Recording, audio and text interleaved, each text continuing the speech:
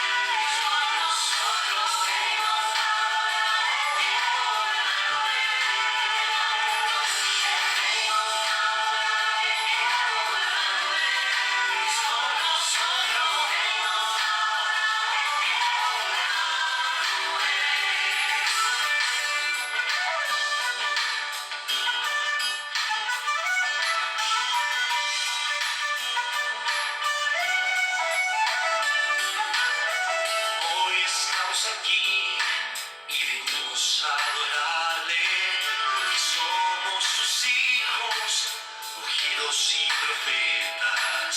Estamos aquí y venimos a encontrarle. Y Dios sí les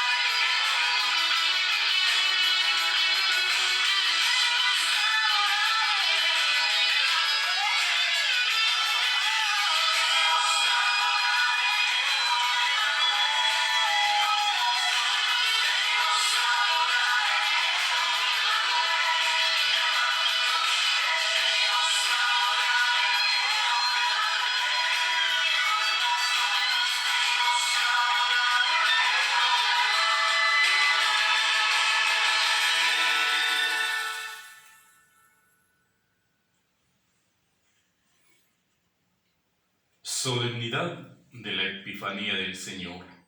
Miren que ya viene el Señor Todopoderoso, en su mano están el reino, la potestad y el imperio. En el nombre del Padre, del Hijo y del Espíritu Santo. Amén. Lectura del libro del profeta Isaías. Levántate y resplandece, Jerusalén, porque ha llegado tu luz y la gloria del Señor alborea sobre ti. Mira, las tinieblas cubren la tierra y espesa niebla envuelve a los pueblos, pero sobre ti resplandece el Señor y en ti se manifiesta su gloria. Caminarán los pueblos a tu luz y los reyes al resplandor de tu aurora. Levanta los ojos y mira alrededor. Todos se reúnen y vienen a ti. Tus hijos llegan de lejos. A tus hijas las traen en brazos. Entonces verás esto radiante de alegría. Tu corazón se alegrará y se ensanchará cuando se vuelquen sobre ti los tesoros del mar y te traigan las riquezas de los pueblos. Te inundará una multitud de camellos y dromedarios procedentes de Madián y de Efá. Vendrán todos los de Sabá trayendo incienso y oro y proclamando las alabanzas del Señor. Palabra de Dios, te alabamos, Señor. Salmo responsorial del Salmo 71. Que te adoren, Señor, todos los pueblos. Comunica, Señor, al Rey tu juicio y tu justicia al que es hijo de reyes. Así tu siervo saldrá en defensa de tus pobres y regirá a tu pueblo justamente. Que te adoren, Señor, todos los pueblos.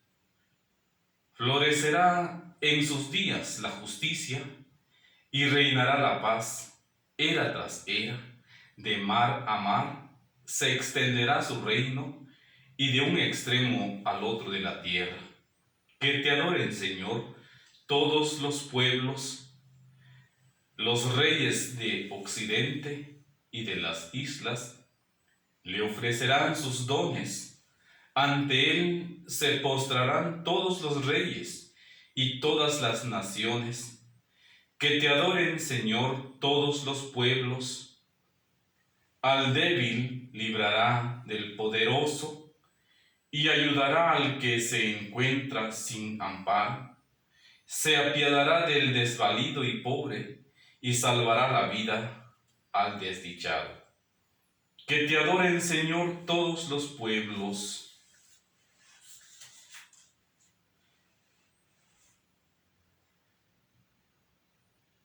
Lectura de la carta del apóstol San Pablo a los Efesios. Hermanos, han oído hablar de la distribución de la gracia de Dios que se me ha confiado en favor de ustedes. Por revelación se me dio a conocer este misterio que no había sido manifestado a los hombres en otros tiempos, pero que ha sido revelado ahora por el Espíritu a sus santos apóstoles y profetas, es decir, por el Evangelio. También los paganos son coherederos de la misma herencia, miembros del mismo cuerpo y partícipes de la misma promesa en Jesucristo. Palabra de Dios. Te alabamos, Señor. Aleluya, aleluya. Hemos visto su estrella en el oriente y hemos venido a adorar al Señor. Aleluya. Lectura del Santo Evangelio según San Mateo. Gloria a ti, Señor. Jesús nació en Belén de Judá, en tiempos del rey Herodes. Unos magos de Oriente llegaron entonces a Jerusalén y preguntaron: ¿dónde está el rey de los judíos que acaba de nacer? Porque vimos surgir su estrella y hemos venido a adorarlo. Al enterarse de esto, el rey Herodes se sobresaltó y toda Jerusalén con él. Convocó entonces a los sumos sacerdotes y a los escribas del pueblo y les preguntó dónde tenía que nacer el Mesías. Ellos le contestaron: en Belén de Judá, porque así lo ha escrito el profeta. Y tú, Belén, tierra de Judá, no eres en manera alguna la menor entre las ciudades ilustres de Judá, pues de ti saldrá un jefe que será el pastor de mi pueblo Israel. Entonces Herodes llamó en secreto a los magos para que le precisaran el tiempo en que se les había aparecido la estrella, y los mandó a Belén, diciéndoles: vayan a averiguar cuidadosamente qué hay de ese niño, y cuando lo encuentren, avísenme para que yo también vaya a adorarlo. Después de oír al rey, los magos se pusieron en camino, y de pronto la estrella que habían visto surgir comenzó a guiarlos hasta que se detuvo encima de donde estaba el niño. Al ver de nuevo la estrella, se llenaron de inmensa alegría. Entraron en la casa y vieron al niño con María, su madre, y postrándose lo adoraron. Después abrieron sus cofres, le ofrecieron regalos: oro, incienso y mirra. Advertidos durante el sueño de que no volvieran a Herodes, regresaron a su tierra por otro camino. Palabra del Señor. Gloria a ti, Señor Jesús.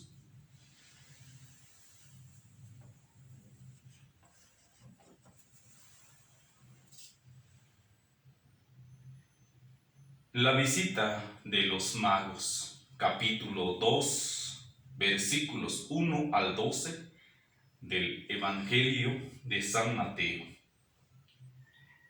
El capítulo 2 constituye estructural y estilísticamente una unidad literaria. La llegada de los magos y la pregunta que dirigen a Herodes prepara la huida de la Sagrada Familia a Egipto y la masacre de los inocentes. Sin esa pregunta y sin la noticia sobre el nacimiento del rey de los judíos, Herodes no habría tenido ningún motivo para intervenir con tanta crueldad. Además, los 4 episodios aquí relatados incluyen el nombre de un lugar: Belén de Judá, Egipto, Ramá y Nazaret. El rey Herodes ocupa un lugar preponderante en estos relatos. Su nombre se menciona 9 veces. Se trata de Herodes, apellidado el Grande, el fundador de una dinastía que bajo títulos diversos gobernó en distintas partes de Palestina. Herodes se consideraba a sí mismo judío, pero estaba muy helenizado y sus tendencias paganas eran más fuertes que su adhesión superficial al judaísmo. Por su origen extranjero y su gobierno despótico, nunca logró atraerse el afecto de sus súbditos. Su obra edilicia más grandiosa fue la reconstrucción del Templo de Jerusalén, que superó en magnificencia al de Salomón. Sin embargo, la sangre nunca dejó de correr. a raudales durante sus 34 años de reinado. La política fija e invariable de Herodes hasta el fin de su vida fue deshacerse de sus oponentes ante la menor sospecha de traición o rebeldía, aunque se tratara de su esposa y de sus hijos. La palabra griega magos tenía un significado bastante amplio. Podía referirse a los sacerdotes de la religión persa o bien a toda clase de personajes dotados de poderes presuntamente sobrenaturales y aún a los propagandistas de una nueva religión. En el texto presente podría tratarse de astrólogos que se habían puesto en contacto con el mesianismo judío en Babilonia, o en un sentido más general, de sabios expertos en astrología y en la interpretación de los sueños. En la versión griega de los 70, la palabra magos aparece solamente en Daniel 2:2. El título de reyes daba tradicionalmente a los magos no tiene fundamentación en el texto bíblico, sino que procede de un desarrollo legendario posterior. La naturaleza de la estrella que sirvió de guía a los magos ha sido explicada de distintas maneras. Con bastante frecuencia se ha afirmado, demasiado simplemente, que se trata de una estrella natural, de un cometa o de una conjunción de planetas. Sin embargo, en el versículo 9 claramente indica que la estrella que los magos vieron en Oriente es la misma que los guió de Jerusalén a Belén y que se detuvo en el lugar exacto. La estrella que habían visto en Oriente los precedía hasta que se detuvo en el lugar donde estaba el niño. Obviamente, una característica tal no es propia de una estrella natural, sino que corresponde más bien a una señal milagrosa. El hecho más bien es de que la señal fuera observada solamente por los magos confirma esta interpretación.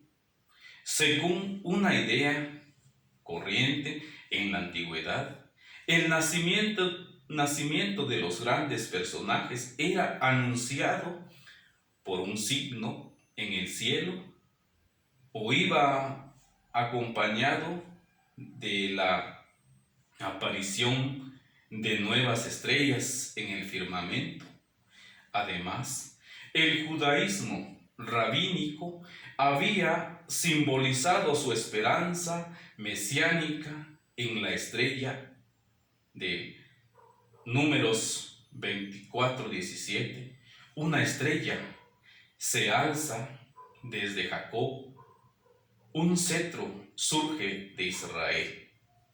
Guiados por su reverente estudio de la naturaleza, los magos buscan al rey cuya señal han visto aparecer en el cielo y llegan a la tierra de Israel. El objeto de su búsqueda era el recién nacido, rey de los judíos, y por eso tratan de informarse consultando a las autoridades del pueblo judío. apenas oye hablar de un posible pretendiente al trono de Israel, el rey Herodes queda desconcertado y comienza a maquinar cómo deshacerse de su presunto adversario. Con ese propósito convoca a todos los sumos sacerdotes y escribas del pueblo. Mateo se refiere probablemente al Sanedrín. Por tanto, se trata de una respuesta dada con autoridad en la que están comprometidos los representantes más cualificados del pueblo judío. Los representantes del pueblo responden a Herodes con la cita de Miqueas 5:1 que menciona a Belén de Judá como lugar del nacimiento del Mesías. Irónicamente, las autoridades judías saben que muy bien dónde debía nacer el Mesías, pero solo los magos, unos extranjeros, van a rendirle homenaje. Toda la vida del rey Herodes justifica esta turbación como tirano cruel y suspicaz. Sospechaba de todo y de todos e imaginaba conjuras por todas partes. Menos clara, en cambio, es la traducción de es la turbación de toda Jerusalén con él. Según las expectativas de aquella época, el anuncio del nacimiento del Mesías debía suscitar una inmensa alegría. Sin embargo, sucede todo lo contrario. Jerusalén no se alegra, sino que comparte la turbación de Herodes. Cabe suponer, por lo tanto, que el narrador proyecta en la infancia de Jesús la situación que se vivía en su tiempo, cuando Mateo redacta su evangelio. Estaba a punto de consumarse la definitiva ruptura entre la iglesia naciente y la sinagoga judía. Este detalle preanuncia un tema que va a estar presente en todo el Evangelio de Mateo. La confianza que Herodes deposita en los magos no cuadra de ningún modo con la figura histórica de aquel rey. Es poco verosímil, en efecto, que él haya hecho depender únicamente de los magos el hallazgo del niño. Cabe preguntar, ¿por qué no mandó a sus espías para estar seguro de un eventual descubrimiento y tener así bajo control a su presunto adversario? La cita bíblica que aduce los sacerdotes y escribas combina Miqueas 5:1 con 2 de Samuel 5:2. El evangelista introduce además algunas variantes significativas. A diferencia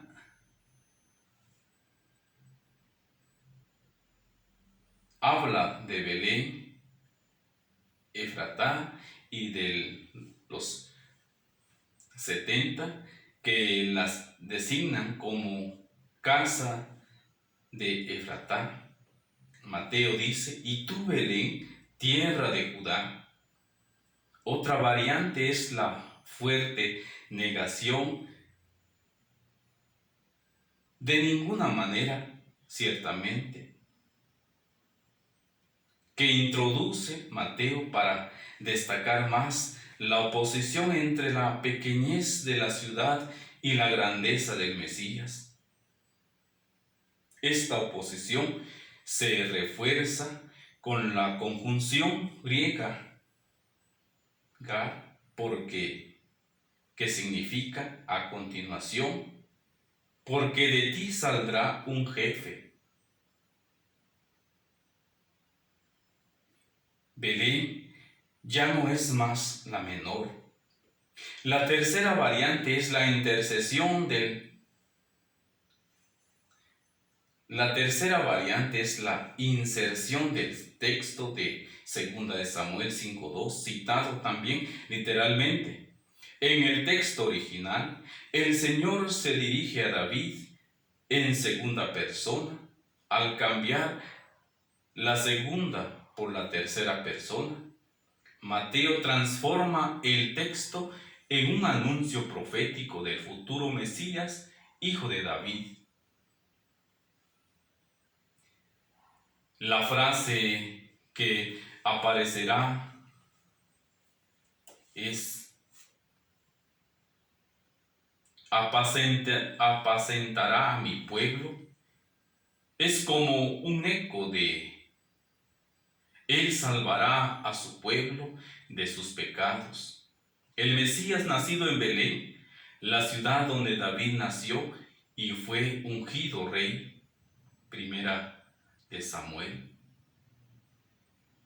17, 12, 15, 26, 28. Es presentado como un pastor que guía y apacienta a Israel, el pueblo de Dios. De las tres variantes, esta es la más significativa. Hacia ella apuntan las otras dos. Los recién llegados no se presentan ante Jesús con las manos vacías, pero su aportación más decisiva es la fe. La fe de los magos colma el vacío dejando por la falta de fe del rey Herodes y de su corte. En ellos resalta la obediencia a las indicaciones del cielo, la alegría en presencia de Jesús, la adoración y las ofrendas cargadas de simbolismo. En cambio, el proyecto homicida de Herodes pone a la vida de Jesús desde su mismo comienzo bajo una amenaza de muerte. La triple repetición del verbo adorar pone de manifiesto que la realeza divina perteneció a Jesús desde su nacimiento y no solamente a partir de la resurrección. Esta realeza, ignorada por las autoridades políticas y religiosas del pueblo judío, fue introducida, en cambio, por los magos venidos de Oriente. Por eso los magos constituyen las primicias de los gentiles que acogerán el Evangelio y anticipa simbólicamente la inclusión de los paganos en la iglesia.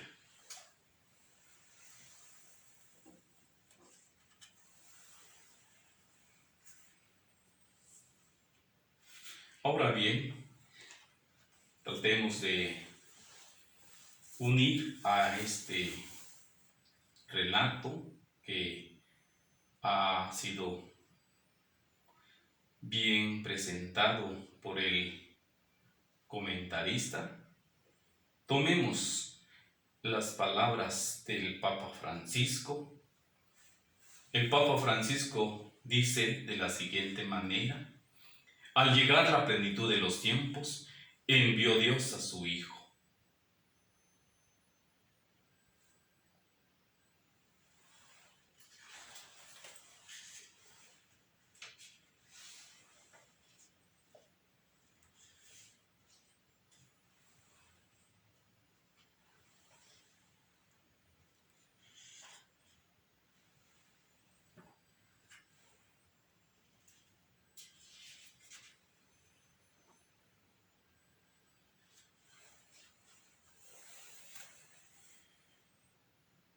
El Papa Francisco une muy bien al acontecimiento de la llegada de los magos, donde el niño Jesús, la humildad de Dios, que por nosotros se ha hecho pequeño. Esto es un gran misterio, dice el Papa Francisco. Dios es humilde. Nosotros que somos orgullosos, llenos de vanidad, y nos creemos una gran cosa, no somos nada. Él es grande, es humilde y se hace niño. Esto es un verdadero misterio. Dios es humilde, esto es hermoso. Hubo un tiempo en el cual, en la persona divina y humana de Cristo, Dios fue un niño, y esto debe tomar un significado particular para nuestra fe. Es verdad que su muerte en la cruz y su resurrección son la máxima expresión de su amor redentor, pero no nos olvidemos que toda su vida terrena es revelación y enseñanza. En el